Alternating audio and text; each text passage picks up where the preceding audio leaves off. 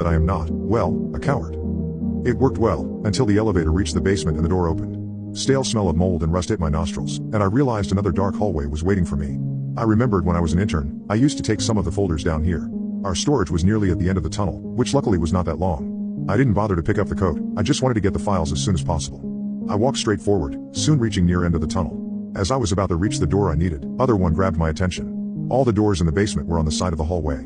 This one, however, was at the very end of the hallway. It was open. Is anybody else working overtime?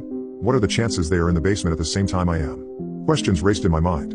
I approached slowly, glimpsing into it. The room was empty, and I could not see what was in it. I could only see another door on the far side, also open. As I approached, I thought I saw hints of blue light around it. Hello? Words left my mouth. I would definitely be the first one to die in horror movie, I thought, getting mad at my survival instincts. Or lack of them. For better or worse, nobody replied, and I got even closer, reaching entrance. I pulled out my phone again, turning on the flashlight. I pointed light towards the room from the threshold, but I could not see anything. Not that the room was empty, I actually could not see anything. As if floor and walls simply non-existent. An abyss. Fear got back in my head with full stride. For some reason, instead of running, I could not resist investigating. I stepped into the room. I half expected to fall through the floor. I didn't. I could feel the floor beneath me, but as I stepped in, my shoes made no sound. I kept walking towards exit, my steps muted, now strangely drawn towards it. At this distance, I realized I was not tweaking. Tiny blue slivers, thin as a strand of hair, occasionally busting out of dark around the doorframe, and disappearing few seconds after. Deep breath, and I stepped into it. As soon my attention was diverted from mysterious blue light, I looked up and saw another hallway, similar to the one I came from when I got out of the elevator. This hallway too had doors on both sides, and I could see what I presumed was elevator, at very end of it. I went towards it. I tried working out the distance of underground in my head. There was no other building nearby beside my company's, and by now, I thought I should be somewhere below a parking lot.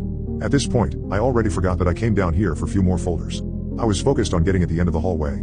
As I approached slowly, just several paces away from the elevator, I noticed it was not empty. There was something on the floor. I squinted, my eyes getting close, and after moments of confusion, I figured out what it was. Blood drained from my face. It was my coat. The one that I took off just a few minutes earlier. Fuck this, I thought, and I ran back towards the elevator. My elevator. The one on the other side of this hellbent room. I ran through black room, reaching my elevator in a few moments, frantically hitting the button for the ground floor and for closing the door. I looked over at my coat at the floor. Fuck that too. It can stay here. Almost crying from relief that my pass was still around my neck, I slid it to open the glass door and exit the building, ran to my car, not caring to look back. I don't think I ever drove faster, and I was in safety of my home in less than 15 minutes. I lied awake until morning came. When the fear let its hold of me, another feeling came. Curiosity. I had many theories and ideas about what I might have seen there, but I knew there was only one way to find out.